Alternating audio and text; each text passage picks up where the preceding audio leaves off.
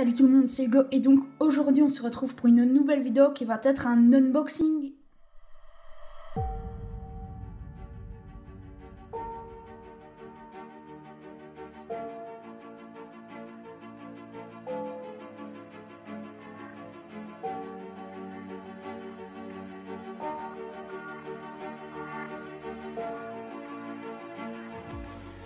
Alors juste avant que la vidéo ne commence, je voulais vous communiquer une petite information. Donc on a créé un compte Instagram CassieHugoSpeedCubing. Donc vous pouvez le trouver sous le nom de #CassieHugoSpeedCubing. Donc sur ce compte vous retrouverez des photos de cubes bien évidemment, mais aussi peut-être des informations qui sortiront avant sur la chaîne YouTube, je veux dire. Et c'est tout, donc voilà.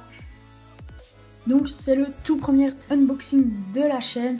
Alors cet unboxing vient de chez TheCubicle.us. Donc il y a 3 cubes et un lube dans cet unboxing. Donc je ne vais pas vous dire le nom des cubes, mais je pense bien que je vais le noter dans le titre. Enfin bref, on s'en fout. Donc c'est parti pour l'ouverture.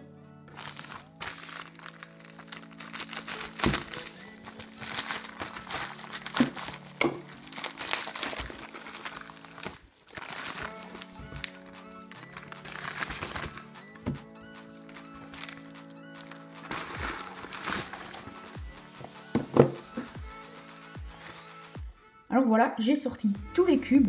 Donc pour commencer, on a un Valk 3, donc le Valk 3 basique. Donc ça c'est pour un copain qui commence le cube. Ensuite on a un Square One de chez X-Men, donc le X-Men Volt. Donc ça c'est pour moi. Et pour terminer, on a un 6x6 de chez Moyu, donc le Aoshi GTS. Et pour terminer, un petit lubrifiant, donc c'est du Lubicle Silk. Donc j'en avais déjà un, mais il n'y en a plus beaucoup dedans, donc je me suis dit que j'allais en reprendre un parce que c'est un très bon lubrifiant, vraiment je vous le conseille. Donc on va commencer tout de suite avec le Valk 3. Ah ouais, la boîte elle s'ouvre très facilement parce que Cassandra elle avait déjà un Valk 3 et la boîte elle s'ouvrait très difficilement, mais là franchement ça coulisse bien. Donc vraiment une très belle boîte. Donc à l'époque c'était un des premiers cubes avec une si belle boîte, donc voilà. Alors dedans on retrouve bien évidemment le cube, donc on l'a pris en stickerless. Alors ensuite qu'est-ce qu'on a? On a une petite pochette The Valk. Alors on va ouvrir ça. Hop. Et dans cette petite pochette on retrouve pour commencer un stickers de chez The Valk. Voilà. Ensuite donc ça c'est Matt Valk, donc celui qui a inventé ce cube. Ensuite, une petite signature de Matt Valk. Ça, je suppose que c'est un truc à scanner. Et pour terminer, une petite étiquette comme ceci. Donc voilà, ça, on va mettre de côté. On va mettre tout ça là-bas. Il n'y a plus rien d'autre dans la boîte. On va quand même vérifier. Voilà. Donc on passe au cube. Alors, il a un petit plastique. Donc c'est très bien emballé, donc on a un bon truc comme ceci. D'ailleurs cette fois-ci les cubes sont arrivés très vite parce que d'habitude quand je commande chez TheCubicle ils arrivent en 7 jours et là ils sont arrivés en 6 jours. Donc première impression, le cube est bien lubé parce qu'il est tout gras comme ceci. Alors premier turn, waouh. Alors ça me fait un peu bizarre parce que moi j'ai un magnétique, donc ici ça change totalement. On va regarder à l'intérieur. Il me paraît fort serré quand même le cube. Ouais, il est très serré. Donc ça aussi, quand on fait des unboxings, généralement ça ne montre pas tout le potentiel du cube parce que généralement quand on fait l'unboxing, le cube n'est pas encore rodé, etc. Donc une fois qu'on le rôde, qu'on le règle à notre façon, généralement les cubes sont bien meilleurs. Par exemple, moi, quand j'avais fait la review de mon Gogwan Yuxiao, il était vraiment bof, vous voyez, le corner cutting bloqué à 45 degrés et maintenant il passe partout. Donc voilà l'intérieur, les pièces comme ceci. Donc l'intérieur est rouge. C'est assez bizarre, j'avais jamais vu encore un Valk stickerless, donc je ne savais pas. Mais ouais, l'intérieur est rouge. Alors j'arrive pas à remettre la pièce parce que le cube il est vraiment serré. C'est bizarre.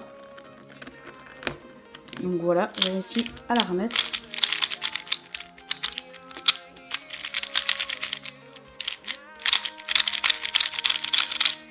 Ouais, franchement, il a un bon fini, je trouve. Merde, qu'est-ce que j'ai fait? Il est vraiment... Il a un bon turn. Un turn, il est un peu... il a un bruit assez bizarre, donc ça fait... je sais pas, ça fait bizarre. Mais il a un feeling vraiment pas mal. Donc je pense que là, il est vraiment très très serré. Donc je vais un peu le desserrer pour voir ce que ça donne. Après, et peut-être que je vous referai une petite partie de vidéo après. Mais pour l'instant, le corner cutting, il passe partout. Ouais, à part là, mais sinon il passe partout. Le reverse, ouais, il passe aussi à peu près partout.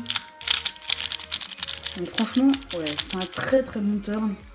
Vraiment un bon feeling. Donc je vais régler ça pour un petit peu le desserrer, je pense. Et on verra ça. Alors on passe au 6x6, donc Moyu Aoshi GTS. Donc on a déjà un petit emballage. Alors on va ouvrir ça.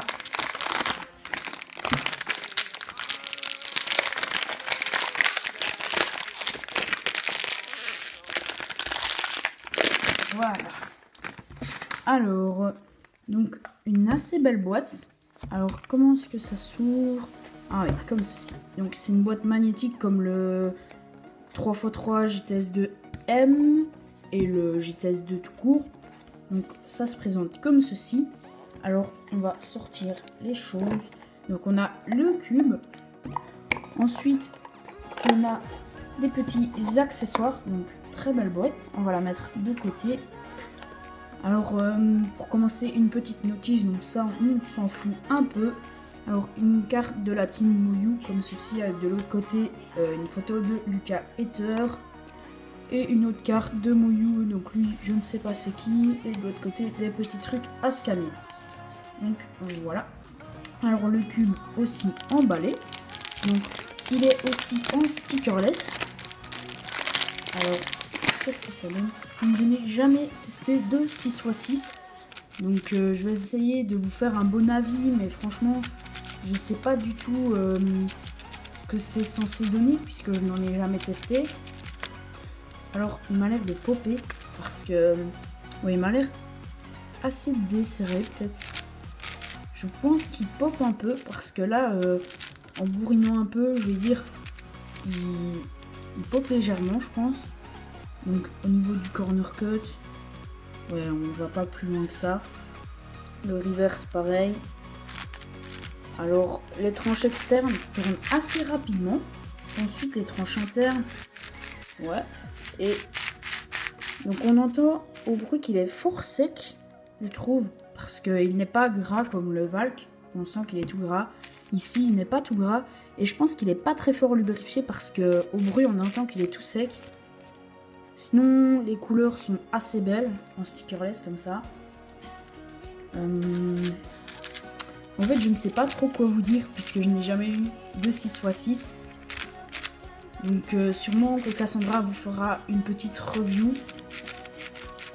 Donc voilà pour le 6x6.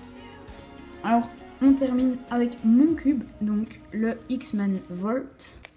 Donc ça c'est un cube assez ancien, donc on a encore une boîte en carton.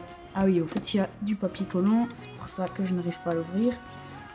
Donc ouais, c'est pour ça qu'on a du carton comme ceci. C'est un cube assez ancien. Donc aussi en stickerless ce cube. Alors on a simplement le cube et ici une petite notice. Donc on s'en fout un petit peu aussi. Donc mon tout premier Square One X-Men Volt. Alors on va essayer de déballer ça. Voilà. Waouh, donc le cube il est hyper gras, enfin un peu comme le Valk, il m'a l'air assez bien lubrifié comme ça. Le turn il tourne très très vite, il a un turn très rapide. Alors je ne m'y connais pas trop en Square One puisque c'est mon tout premier, J'ai juste regardé une vidéo pour voir comment on le résout. Donc voilà. Mais franchement, là, regardez, je le lance et il tourne tout seul, quoi. Il est vraiment très rapide. Les couleurs sont assez belles. À l'intérieur, c'est du primaire puisque c'est blanc comme ceci. Donc, franchement, oui, il m'a l'air vraiment pas mal. De toute façon, je pense que X-Men Volt, c'est un des meilleurs Square One. Donc, par rapport aux tutos, aux unboxings que j'ai déjà regardé, je pense que c'est vraiment un des meilleurs. Et voilà. Donc, je vais essayer un peu d'apprendre la méthode débutante, etc. Parce que c'est un cube qui m'intéresse beaucoup, d'après tout ce que j'ai déjà regardé là-dessus. Donc, peut-être que plus tard, on vous fera un petit tuto là-dessus, une fois que je serai un peu plus expérimenté. Ouais, au fait, la face interne, elle tourne beaucoup moins vite. Donc, les faces externes tournent très vite, comme ceci. Alors, si on tourne la face interne comme ceci, ça tourne vraiment très lentement. Mais voilà, ça m'a l'air d'être vraiment un bon cube. Donc voilà, je vais... Ah oui, il y a aussi le petit lubrifiant. Donc je vais ranger tout ça pour vous faire une petite outro. Donc j'ai un petit peu utilisé le vac. Donc j'ai fait une ou deux résolutions avec. Et finalement, c'est normal qu'il soit aussi serré. Ça ne gêne vraiment pas. Il va vraiment très très bien. Là, en plus, le lubrifiant, c'est un petit peu... comment dire, c'est mis un petit peu partout parce que généralement quand on reçoit le cube, le lubrifiant il n'est pas dispersé dans le cube et là il a le temps de bien se mettre partout.